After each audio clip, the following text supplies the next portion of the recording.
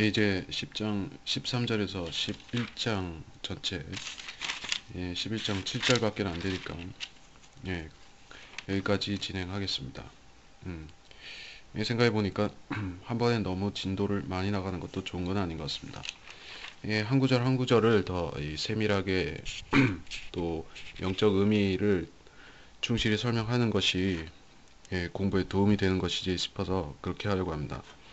그러니까 여러분이 이거를 아셔야 되는 게 이 시편을 공부하다 보면 모든 성경이 다 마찬가지지만은 이렇게 한 번 읽고 두 번 읽고 세 번 읽고 할 때마다 그때 우리 깨닫는 것들 이 단어마다 다 이 오는 예언들이 조금씩 더 깊은 것들도 있고 다른 것들도 나오고 이렇게 되기 때문에 여러분한테 말씀드리고 싶은 거는 여러분들 자신이 이 시편을 공부하시면서 찾아보시라는 거예요. 예. 우리가 IQ가 얼마나 되세요? 저는 IQ가 140이 안 됐던 걸로 기억하는데, 즉 이렇게 저도 머리가 좋은 편은 못 되죠. 명석하지는 않습니다.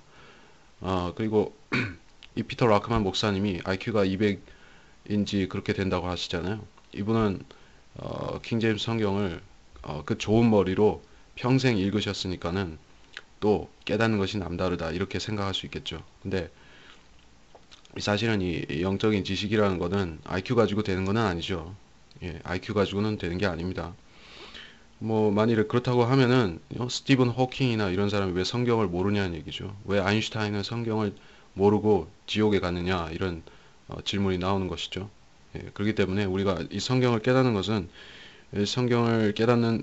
이 성령께서 주시는 지혜와 지식과 또 이 성령께서 인도하시는 이 방식을 따라야지 우리가 그것을 깨달아야 될 것을 깨닫고 그렇지 않으면은 저희가 겉만 맴돌다가 끝나게 되는 것이에요. 그렇기 때문에 이 특별히 예언의 말씀들 아닙니까? 이 예언의 말씀들을 공부할 때 우리가 더 주의하고 더 신중해져야 되는 것입니다. 우리 영적인 교훈을 생각하고 우리한테 개인적인 적용을 할 때는 조금 덜 중요할 수도 있어요. 하지만 예언을 공부할 때는 신중함이 더욱 요구가 된다는 사실 기억하시기 바랍니다. 자, 그러면 10장 13절부터죠. 13절부터 어찌하여 악인이 하나님을 경멸하나이까 그가 자기 마음에 말하기를 주는 그것을 문책하지 않으시리라 하였나이다. 주께서는 그것을 보셨나이다. 주께서 해악과 악의를 보시고 주의 손으로 그것을 갚으려 하시나니 가난한 자가 주께 의지하나이다. 주는 압이 없는 자를 돕는 분이시니이다. 악인과 사악한 자의 팔을 꺾으소서 그의 악을 남김없이 찾아내소서. 주께서는 영원한 무궁토록 왕이시며 이방이 그의 땅에서 멸망하였나이다. 주여, 주께서 겸손한 자들의 소원을 들으셨으니 주께서는 그들의 마음을 예비하시고 주의 귀를 기울이시리라. 압이 없는 자와 압제당하는 자에게 공의를 행하셔서 땅의 사람이 다시는 압제하지 못하게 하소서. 자, 이게 악인이 이제 어떤 악인인지 제가 말씀을 드렸었죠. 그러니까 이 사탄이 사람으로 육화되면 그것이 이 시편에서 말하는 그 악인입니다.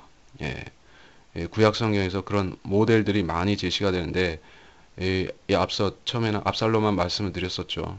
그리고 그 행동이나 특성이나 이런 것들을 이제 이 10장에서 쭉 묘사를 하면서 우리가 이 악인들에 대해서 공부를 하지 않습니까?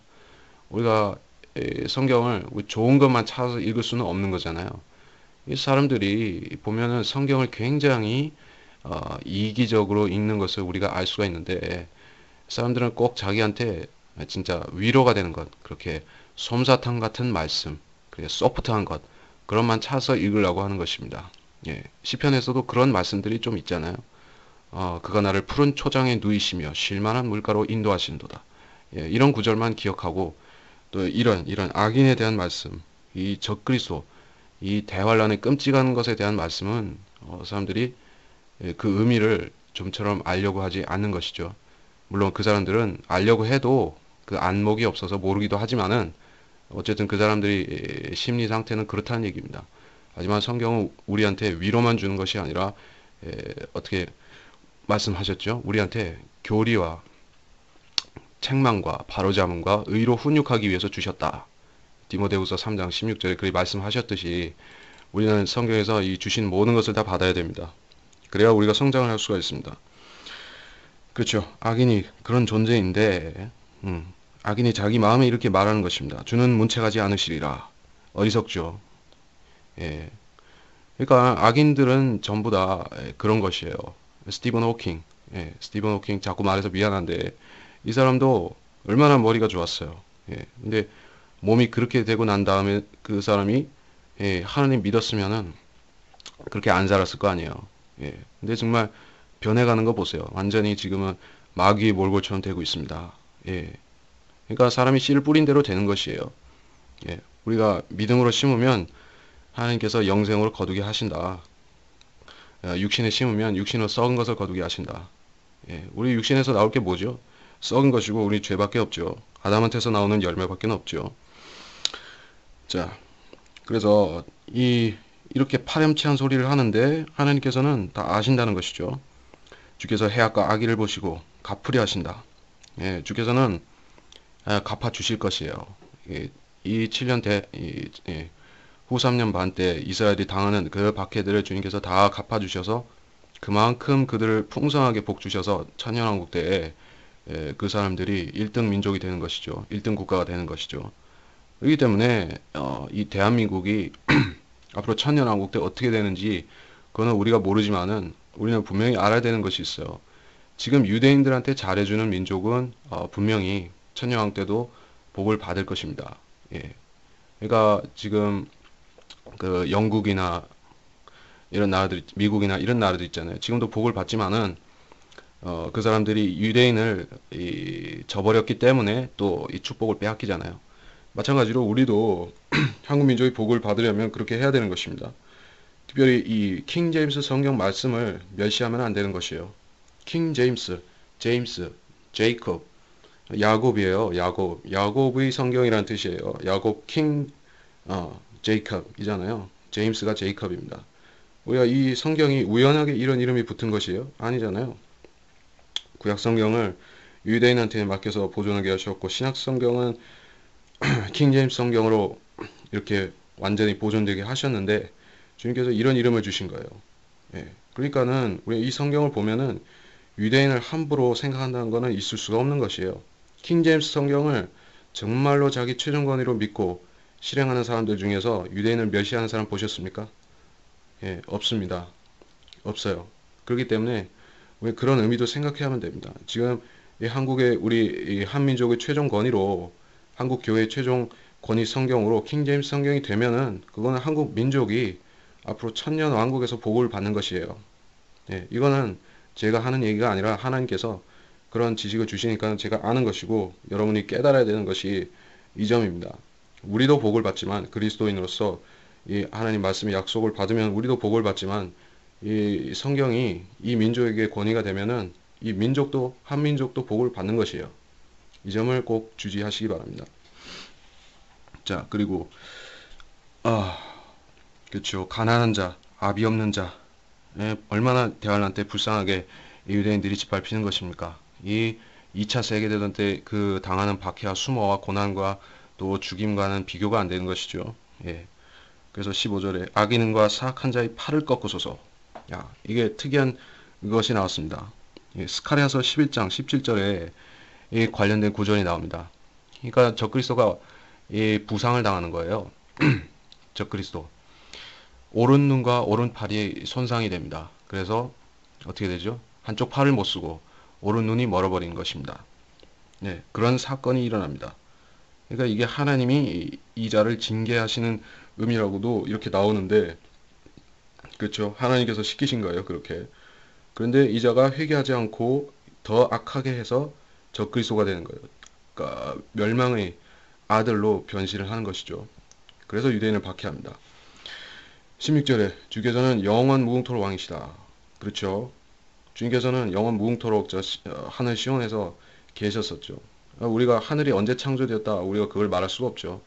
근데 창세기 1장 1절에 보면 주께서 하늘과 땅을 창조하셨는데 그것이 이 첫 번째 창조했다는 것만 우리가 알고 있습니다. 근데 어쨌든 주님께서는 영원 무궁토록 지금 셋째 하늘이라고 불리죠. 그러한 장소에서 주님께서 왕이셨던 거예요. 그렇죠. 아, 그렇죠. 그리고 이방이 그의 땅에서 멸망하였나이다. 자, 이 말씀이 믿어지느냐, 믿어지지 않느냐. 여러분, 이게 참 중요합니다. 이게 주님께서는 영원 무궁토록 왕이시며, 그렇죠? 이방이 멸망하였나이다. 이거를 연결시킬 수가 있냐고요. 이 학자들이 이방이 이 땅에서 멸망하는 거하고 주님께서 하늘에서 다스리시는 거하고 무슨 상관이냐? 예, 이걸 연결을 못 시키죠. 근데 주님께서는 하늘에서도 왕이시고 이 땅에서도 왕이 되실 거예요. 그렇죠? 주님께서는 많은 왕관들을 가지셨다. 그렇죠? 많은 왕관들을 쓰신 것으로 계시록에 나타나지 않습니까? 그렇죠? 그 교황이 그런 왕관을 썼잖아요. 이렇게 탑처럼 생겼죠. 왕관 위에 왕관, 왕관 위에 왕관으로 그런 식으로 주님 많은 왕관을 쓰신 거예요. 주님은 하늘에도 왕이시고 땅에도 왕이시고, 그렇죠? 그리고 이 세상 나라들이 얼마나 많아요. 미국, 영국, 독일, 프랑스, 스페인, 한국, 일본 수많은 나라들을 주님께서 다스리시는 왕이 되시니까는 이 왕관이 몇 개나 돼야지 이 많은 왕관이라고 할 수 있는 것인가. 그러니까 주님께서 그런 왕이 되시는 거죠. 우리 그걸 기억해야 되겠습니다. 이방이 그의 땅에서 멸망하였나이다. 과거형으로 말씀하셨죠. 이 아마겟돈 심판인데, 그러니까 이 시제라는 것이 성경에는 별로 상관이 없을 수가 있어요. 미래의 사건도 과거로 얘기하고, 과거의 사건도 과거고, 현재의 사건도 미래가 됐다가 과거가 됐다. 자유롭습니다. 사실 그렇기 때문에 성경의 시제를 가지고 이거를 교리를 세운다는 것은 굉장한 오류를 가져올 수가 있습니다. 그러니까 이런 말씀을 가지고 이걸 과거 사건을 해석하게 되면은 결국에 이 시편이 예언이 아닌 게 되잖아요.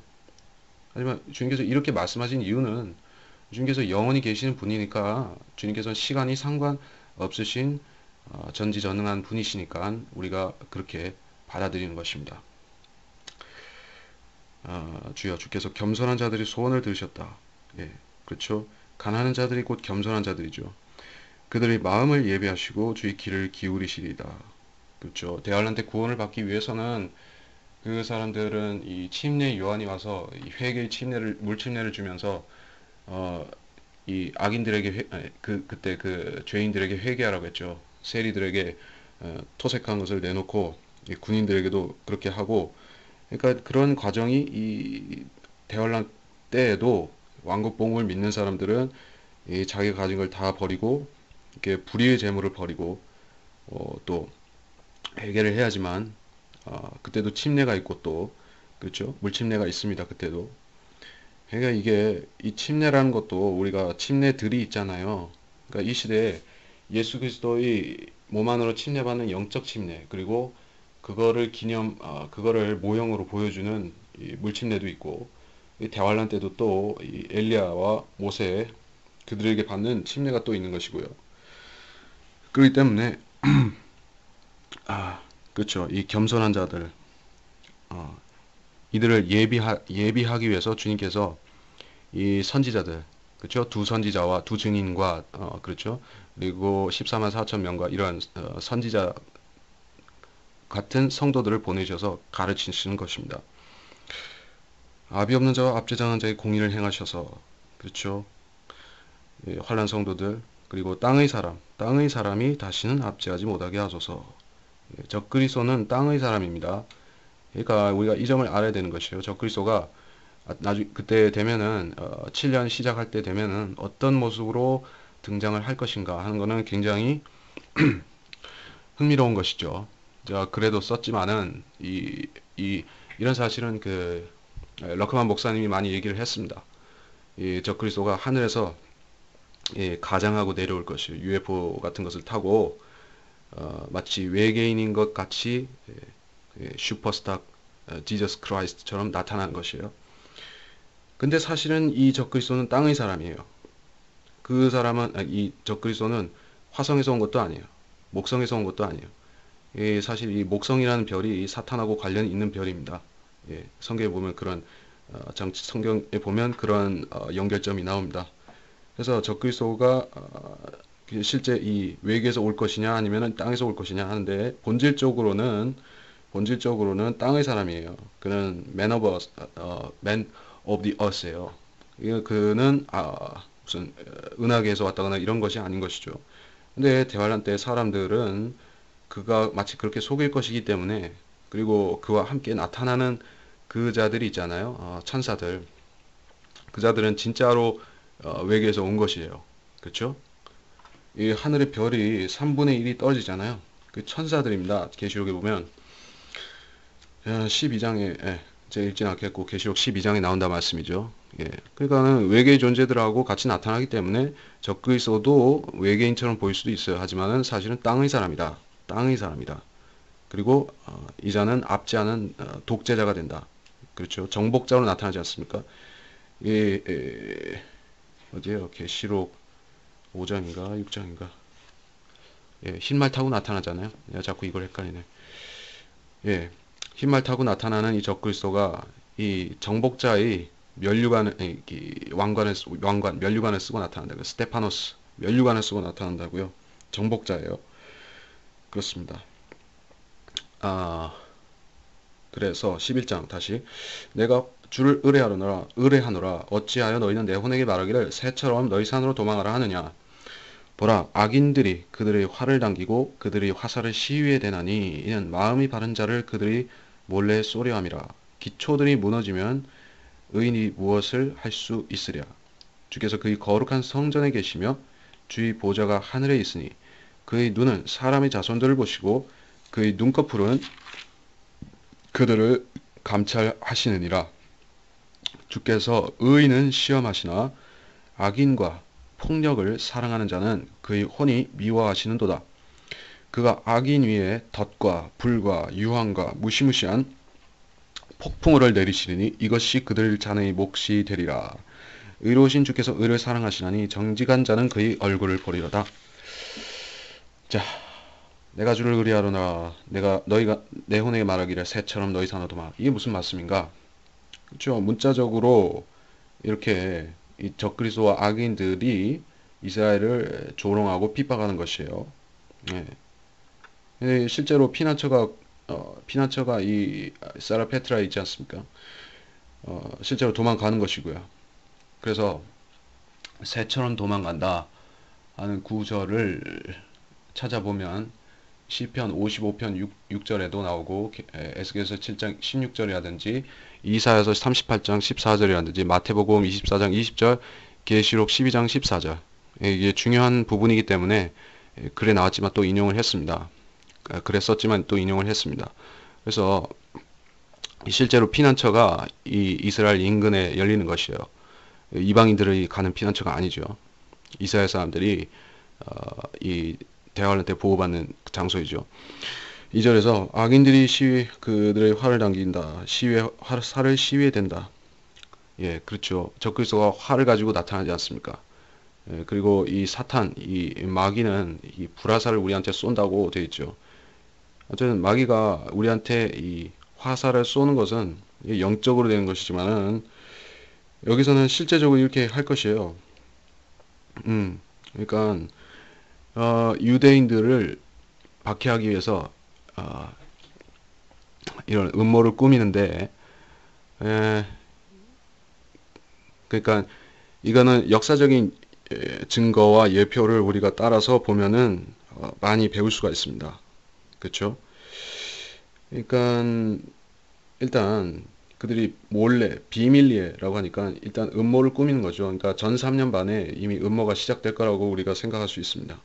그러니까 히틀러가 이 유대인 박해하고 죽이고 할 때 처음부터 이 수용소에다 집어넣고 한 거 아니잖아요. 처음에는 이 게토라고 만들어서 하고 그 다음에는 그 사람들을 이렇게 안전하게 옮겨주는 것 같이 하면서 수용소를 보내고 거기서 강제 노동을 시키다가 그러면서 결국에 나중에 안 되니까는 가스 챔버에 넣고 다 이렇게 죽였죠.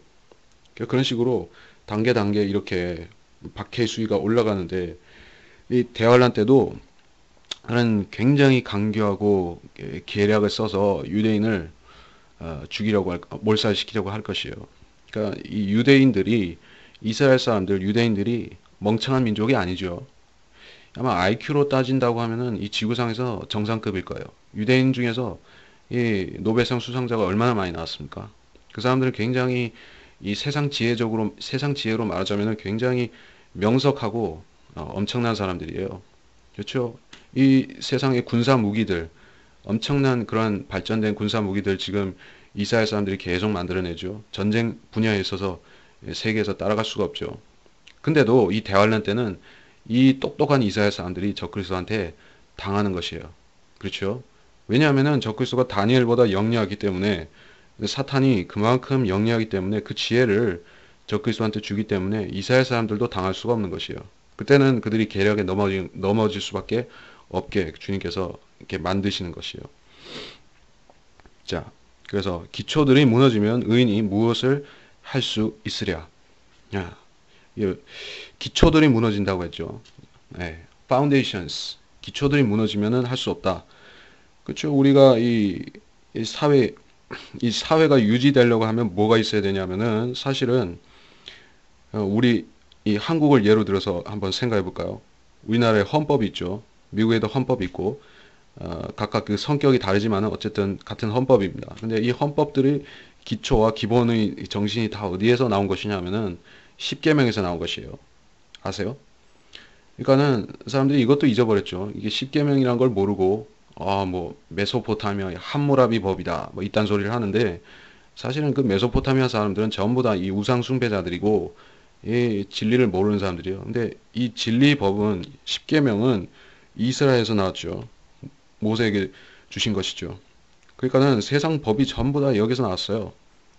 그러니까 이 법이 없으면 지혜도 없고 이게 없으면 인간의 도리도 없고 다 짐승처럼 살게끔 이렇게 되어 있는 것입니다. 근데 이거를 무너지면 의인이 무엇을 할 수 있으랴가 된다. 이 말씀이에요. 그러니까는 이 대화할 때 보면 어떻게 되냐. 어, 그렇죠. 잠깐만요. 이게 기초들이 무너진다. 율법은 이 죄인들을 정죄하는 법이기도 하지만은 이 구역에 보면은 의인들을 지켜주는 법입니다. 어떤 면에서는 이 정결례 이런 것은 우리가 육체적으로 이 악에서 보호받을 수 있는 길이에요. 그러니까 우리 그리스도인들도 이 정결하게 살면은 우리 육신이 좋습니다. 그렇다고 해서 우리가 율법을 지키는 것은 아니지만 근데 대환란 때가 되면 어떤가 하면은 자 우리가 구약 시대와 같이 그 사람들은 거듭날 수가 없습니다. 그렇기 때문에 그 사람들이 육신이 더럽혀지면은 이 몸이 더러워지면은 혼도 더러워지는 이런 상태가 되는 것이에요. 그렇기 때문에 이 대환란 때 이 14만 4천 명이 왜 동정이냐, virgins냐, 남자 동정들이죠. 그 이유가 있는 것이에요. 그들은 그것이 더럽혀지면은 이 정절이 더럽혀지면은 이 혼도 더러워지는 것이에요. 구원을 잃어버린단 말이죠. 그러니까 이게 이 지금 교회 시대에 이 거듭났는데 이 육신적인 정절을 안 지키면 우리가 지옥 갑니까? 그건 아니죠. 그 물론 그렇지만은 뭐 이 이단 교주들이나 이런 거짓 목사들이 육신을 더럽히는 그런 걸 하면서 나는 육신이 더럽더라도 나는 이 혼이 깨끗하기 때문에 어쩌고 그런 소리를 하면 그거는 거짓말이죠. 그 사람들은 자기 핑계를 대는 것이니까 구원파 같이 그건 틀린 것인데 어쨌든 우리가 이 시대에 구원을 잃지는 않는다는 얘기예요. 근데 이 시대 말고 이 대환란 때 넘어가면은 실제로 이 몸이 더러워지면은 몸이 어떤 부정한 것을 만지게 된다고 하면은 그때 혼이 타격을 받는 것이에요. 그래서 기초들이 무너지면은 의인들이 꼼짝 못한다. 이렇게 되는 것입니다. 이 멸망이 가증한 것을 성전에다 세워버리잖아요. 그럼 어떻게 되는지 아세요? 이 예루살렘 성전이 자 이게 구약 기준으로 보면 예루살렘 성전이 이스라엘의 영적인 그 핵심이에요. 코어예요. 코어. 여기가 더럽혀지면은 이스라엘 전체가 부정하게 되는 거예요. 그러니까 하나님께서는 그렇게 해놓으신 거예요. 이스라엘은 원래 그렇게 돼 있어요. 그렇기 때문에 성전이 없기 때문에 지금 이스라엘 회복이 안 되는 거예요. 그러니까 대환란 때 이스라엘 회복이 되는 것이 성전이 세워지는데 이것이 더럽혀지면은 결국에 이 환란 때 성도들도 그만큼 타격을 받는 것이에요. 우리하고는 다르죠.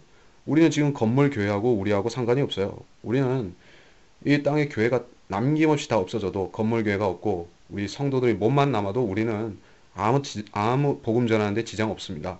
근데 이 대환란 때 이 성도들은 이 건물하고 상관이 있다니까요. 그러니까 성전에다가 그거 세우는 거잖아요. 멸망이 가증한 것을 세워서 이 성도들, 이 환란 때 성도들을 실족을 시키려고 하는 것이죠. 우리하고 그들하고 다르죠. 예, 그걸 알아야 되겠습니다. 자, 그리고 4절에서 주께서 그의 거룩한 성전에 계시며 주의 보좌가 하늘에 있으니 그의 눈은 사람의 자손들을 보시고 그의 눈꺼풀은 내가 또 읽으면 안 되죠. 그렇죠. 예. 그래서 이 하늘에 계시다. 그의 보좌가 하늘에 있다. 이거 당연하죠. 셋째 하늘에 보좌가 있는 걸 누가 가서 봤죠? 예, 사도 바울도 봤고 사도 요한도 가서 보고 계시록에 썼죠. 그리고 또 더 본 사람들도 있죠. 예, 이사야도 봤고 또 그렇죠. 또 이동식 보좌로서 이 에스겔이 또 봤고 그런 보좌를 봤죠. 있어요. 그 실체적인 보좌가 하늘에 있는 거예요. 상징이 아니죠. 근데 이 안 믿는 사람들은 이 하늘에 있는 이 보좌조차도 상징으로 만들어 버립니다. 아주 못된 사람들이죠. 그 사람들이 또 이 땅에 있는 보좌도 상징이라고 하는 거예요. 사실은 이 하늘에 있는 이 하늘나라만 믿는다고 한 사람들, 그 땅의 천년왕국 그리고 주님의 이 다윗의 보좌 이런 걸 부인하는 사람들은 사실은 다 거짓말을 하는 것이에요. 그 사람들이 하늘에 있는 보좌는 보좌, 하늘에 있는 이 14만이 아니라 하늘에 있는 12 장로들 그리고 네 짐승 천사들 성도들 이런 걸 믿을 것 같아요? 믿을 것 같냐고요? 안 믿어요. 그 사람들 전부 상징으로 푼다 이거죠. 예. 근데 실제로 있다고요. 4절에 보니까. 그리고 눈꺼풀은 그들을 감찰하신다. 그의 눈은 사람의 자손들을 보신다. 야, 이게 하나님이 눈이 있어요. 하나님이 눈꺼풀도 있으세요. 희한하죠. 보이지 않는 하나님, 만져지지 않는 하나님. 그런 하나님이 어떻게 이런 게 있죠? 그러니까는 이거는 표현상 그렇게 한 것이다. 이 신학자들이 그딴 소리를 하죠. 하나님은 실제 있으신 거는 아니지만 이 구약시대 사람들은 하나님을 믿는 데 있어서 도움을 받아야 되기 때문에 그렇게 이 참고적으로 이렇게 있는 것 같이 표현했다. 신인 동형 어쩌고 저쩌고 합니다. 근데 그거는 개소리고 하나님께서는 실제로 있으세요. 어떻게 예수 그리스도가 하나님의 본체이고 형상이시잖아요. 그러니까 예수님이 이런 걸 다 가지셨다고요. 하늘에. 예, 성육신 하시기 전에도. 그러니까 주의 천사로 오신 거잖아요. 그러니까 사람들이 이런 걸 안 믿으니까 여호와가 예수고 예수가 여호와고 이걸 모르고 여호와의 증인하고 똑같은 겁니다. 그렇게 되면 자 그래서 주께서 의인을 시험하시고 악인과 폭력을 사랑한 자는 미워하신다. 당연하죠. 의인을 시험하시는데 그렇죠. 다니엘을 시험하셨고 욥을 시험하시고 또 노아도 시험해 보시고 결국에 시험을 통과한 자는 다 축복해 주시고 이 환란 때도 이 14만 4천도 시험 패스하고 환란 성도들도 통과하고 그렇습니다. 우리도 시험을 봤죠. 이 세상에서 육신의 시험들을 봤죠. 그리고 구원은 받았지만 이 세상 광야같이 통과하면서 많은 시험이 있죠. 그런데 우리는 진노를 안 받는다는 얘기예요. 여기 이렇게 말씀하셨잖아요. 의인을 미워하신다 이렇게 안 하셨잖아요. 그러니까 악인과 폭력을 사랑한 자는 그의 혼이 미워하시느니라 미워하시는도다. 악인 적그리스도와 폭력을 사랑하는 자들 적그리스도의 그 우리들이 예, 이스라엘을 폭력으로 뺐잖아요. 그렇죠? 이 천국을 이 폭력으로 탈취하는 자들이 있잖아요. 바리새인들이 그렇게 했고 또 대환란 때 그렇게 되고요. 이런 자를 미워하신다고요. 왜냐하면 주님께서는 이 땅을 통치하시는 주님이시니까는 이 땅을 이 폭력으로 다스리는 자들을 미워하시는 것이에요. 그리고 6절에서 그렇죠. 이런 무시무시한 것들이 내려오는데 이거는 제가 글에 썼지만은 다 이게 문자적으로 실제적으로 있는 것들이고 사람들이 두려워 떨 것이에요. 그러니까는 얼마나 무시무시하고 두려우면은 이 바위 틈에 들어가서 떨면서 산이여 무너지라 바위여 무너지라 이렇게 예, 무서워하게 되는 것입니다. 그러니까 우리는 이 대환란으로 절대 들어가면 안 되는 것이겠죠. 의로우신 주께서 의를 사랑하신다. 정직한 자는 그의 얼굴을 보리로다. 제가 이 주석에도 썼지만은 그렇죠. 여러분이 스스로 정직한 자라고 생각하세요? 저는 제가 정직하다고 생각하려고 하면은 좀 낯이 뜨거울 것 같습니다. 저는 정직하지 않습니다. 그러니까 그거는 제가 구원받은 거하고 상관은 없어요.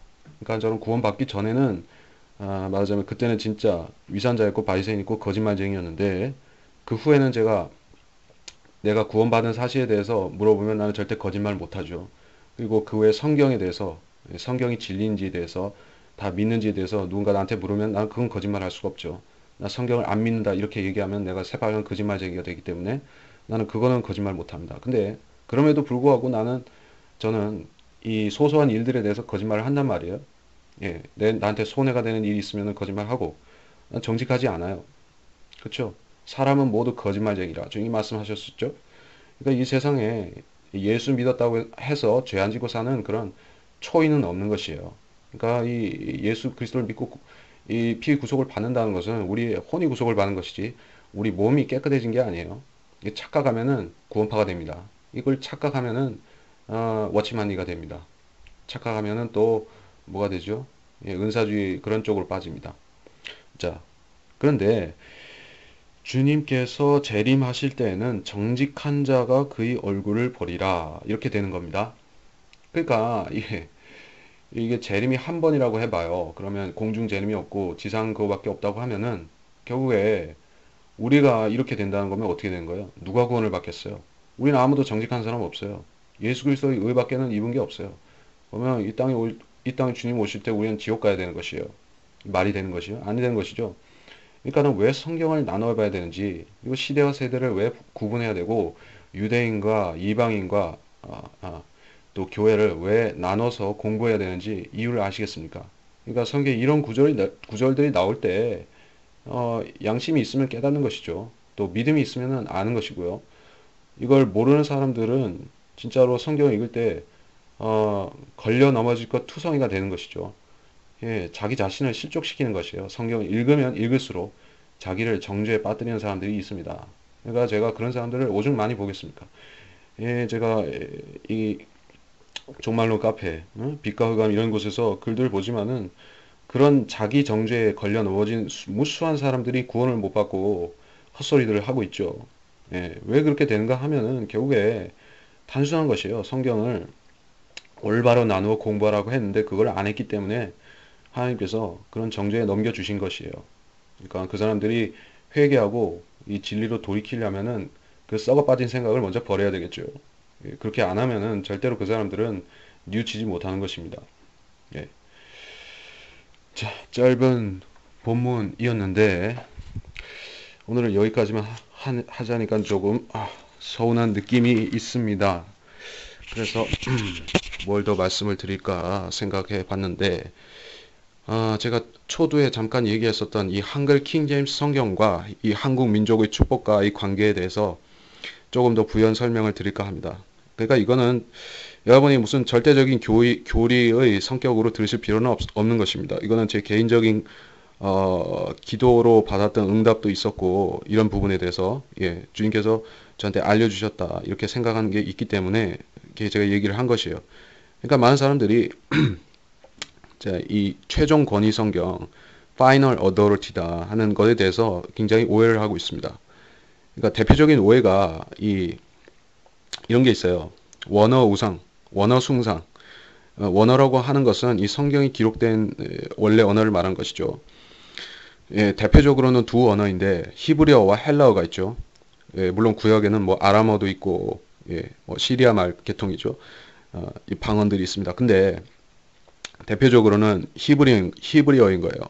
그리고 이 히브리어는 사실은 굉장히 중요한 언어예요. 중요한 언어 맞습니다. 이 원어를 무시하자는 얘기가 아니에요. 히브리어는 이 계시록에 보면은 이 할렐루야 하늘에서 천사들이 할렐루야 하잖아요. 할렐루야 주를 찬양하라.